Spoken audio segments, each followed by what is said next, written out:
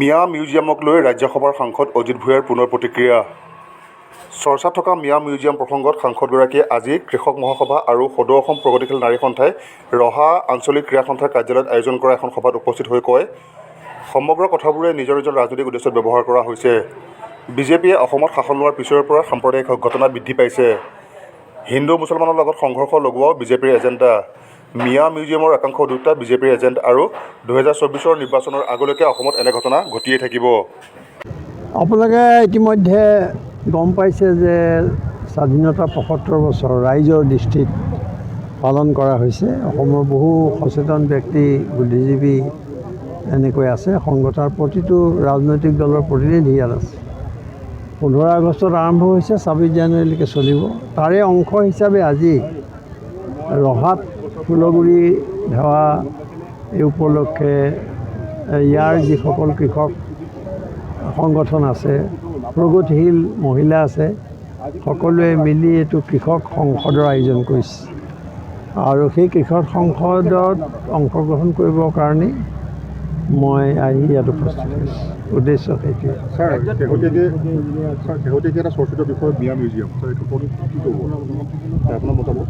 কিন্তু মিয়া মিউজিয়ামক লৈ আপোনাৰ মতামত? কিন্তু মই অলৰেডি ইতিমধ্যে কৈছোঁৱেই, গুৱাহাটীত প্ৰতিক্ৰিয়া দিছোঁ।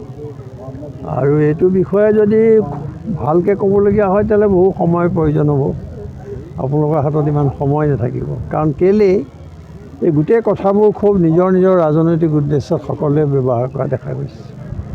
আৰু অসমত আজি কিছুদিনৰ পৰা সাম্প্ৰতিক সময়ত বিজেপিয়ে শাসন লোৱাৰ পিছত এনেধৰণৰ সাম্প্ৰদায়িক ঘটনাবোৰ বেছিকৈ ঘটিবলৈ ধৰিছে। আৰু দুইফালৰ যি মৌলবাদী শক্তি আছে, এইফালেও আছে সেইফালেও আছে, বুজিয়ে পাইছে। গতিকে এওঁলোকে কি কৰে, এই ধৰণৰ কিছুমান বিষয় উলিয়াই, যিবোৰ বিষয় মানুহে পাহৰি পেলায় আৰু যে এইটো কিনো, এইটো পাহৰি পেলাই অন্য প্ৰসংগলৈ গুচি যায়। গতিকে বিজেপিৰ যিটো এজেণ্ডা, হিন্দু মুছলমানৰ মাজত সংঘৰ্ষ লগোৱা, সাম্প্ৰদায়িক ৰাজনীতি কৰা, তাত তেওঁলোকে এইবোৰ কৰি সফল হয়। আৰু ইয়াৰ যিবিলাক উদ্যোক্তা, মই সকলোকে নকওঁ, কিন্তু বহুত উদ্যোক্তা বিজেপিৰ হৈ এজেণ্ট হিচাপে তাত কাম কৰে। আৰু তেওঁলোকে আৰু উচতাই দিয়ে, মানুহবোৰে চব পাহৰি পেলাই আৱেগিক হৈ যায়।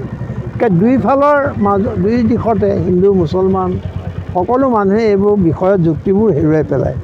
গতিকে আজি মিয়া মিউজিয়ামৰ কথা এইটোও ঠিক যে মিয়া মিউজিয়ামেই হওক, এইবিলাক কিন্তু বিজেপিয়ে প্ৰথমে আৰম্ভ কৰিছিলে। তেওঁলোকৰ ইস্তাহাৰত খুব স্পষ্টকৈ এইবিলাক কথাৰ উল্লেখ আছে, কৰিম বুলি কোৱা।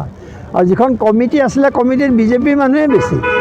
গতিকে এতিয়া কি হ'ল, যেতিয়া দেখিলে যে এইটো এটা সুন্দৰ বিষয়, তেতিয়া তৎক্ষণাত মুখ্যমন্ত্ৰীয়ে তাক হাতত লৈ ল'লে, লৈ পেলাই এতিয়া ব্যৱহাৰ কৰিলে। আৰু মই ইমানেই ক'ম যে 24 নিৰ্বাচনৰ আগতে আপোনালোকে অসমত এনেকুৱা ঘটনা বহুত দেখিব, এনেকুৱা ঘটনা বহুত হ'ব।